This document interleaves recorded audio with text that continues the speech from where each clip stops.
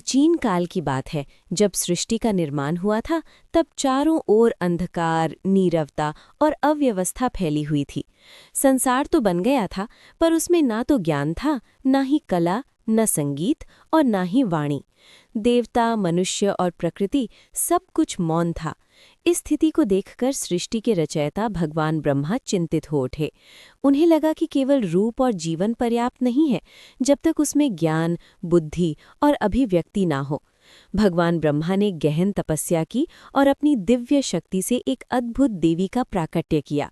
श्वेत वस्त्रों में सजी, शांत मुख मुद्रा, हाथों में वीणा, पुस्तक और कमंडल धारण किए श्वेत कमल पर विराजमान देवी प्रकट हुईं।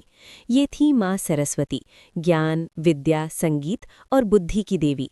माँ सरस्वती के प्रकट होते ही संसार में एक नई चेतना का संचार हुआ।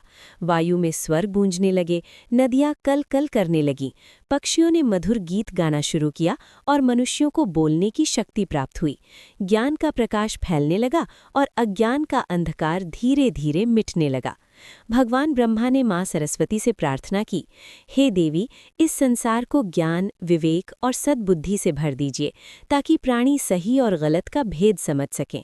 माँ सरस्वती ने मुस्कुराते हुए वरदान दिया कि जो भी सच्चे मन से विद्या की आराधना करेगा, वो अज्ञान से मुक्त होगा। एक समय की बात है, एक छोटा सा गांव था जहां एक गरीब बालक रहता था। उसके पास न धन था न साधन, लेकिन उसके मन में पढ़ने और सीखने की तीव्र इच्छा थी। वो रोज नदी के किनारे बैठकर माँ सरस्वती से प्रार्थना करता और कहता, माँ, मुझे धन नहीं चाहिए, बस ज्ञान दे दो। गांव के लोग उसका मजाक उड़ाते, लेकिन वो कभी विचलित नहीं हुआ। माँ सरस्वती उस बालक की श्रद्धा और लगन से प्रसन्न हुई। एक दिन वो साधारण स्त्री के रूप में उसके सामने प्रकट हुई और उससे पूछा, तुम क्या चाहते हो? बालक ने हाथ जोड़कर कहा, माँ, मैं केवल पढ़ना चाहता हूँ और सच्चा इंसान बनना चाहता हूँ। ये सुनकर माँ सरस्वती ने उसके मस्तक पर हाथ रखा और उसे विद्या का आशीर्वाद दिया। समय बीतता गया। वही बालक आगे चलकर महान विद्वान बना।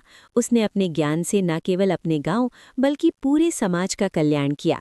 तब लोगों को समझ आया कि सच्चा धन ज्ञान ही है, जो कभी नष्ट नहीं होता। माँ सरस्वती केवल पुस्तकों की देवी नहीं है, बल्कि वे संगीत, कला, वाणी और रचनात्मकता की भी अधिष्ठात्री हैं। कहा जाता है कि जब वीणा के तारों से उनका मधुर संगीत निकलता है, तो मन शांत हो जाता है और आत्मा को शांति मिलती है। उनका वाहन हंस विवेक और बुद्धि का प्रतीक है, जो दूध और पानी को अलग कर सकता है, अर्थात सही और गलत में भेद करना सिखाता है। बसंत पंचमी के दिन माँ सरस्वती की विशेष पूजा की जाती है। इस दिन विद्यार्थी, कलाकार और शिक्षक माँ से आशीर्वाद लेते हैं। पीले वस्त्र धारण किए जाते हैं, क्योंकि पीला रंग ज्ञान, ऊर्जा और सकारात्मकता का प्रतीक माना जाता है। बच्चों को पहली बार अक्षर ज्ञान भी इसी दिन कराया जाता है, जिसे विद्यारंभ संस्कार कहा जाता है। माँ सरस्वती हमें ये शिक्षा देती हैं कि ज्ञान का प्रयोग अहंकार के लिए नहीं, बल्कि सेवा और सद्भाव के लिए होना चाहिए। विद्या वही सच्ची है जो मनुष्य को विनम्र बनाए और दूसरों के प्रति करुणा सिखाए। आज भी जब कोई विद्यार्थी परीक्षा से पहले, कोई कलाकार मंच पर जाने से पहले या कोई लेखक लिखने से पहले माँ सरस्वती का स्मरण करता है, तो उसे आत्मविश्वास और शांति मिलती है। माँ सरस्वती का आशीर्वाद जीवन को उज्ज्वल और अर्थपूर्ण बना देता है।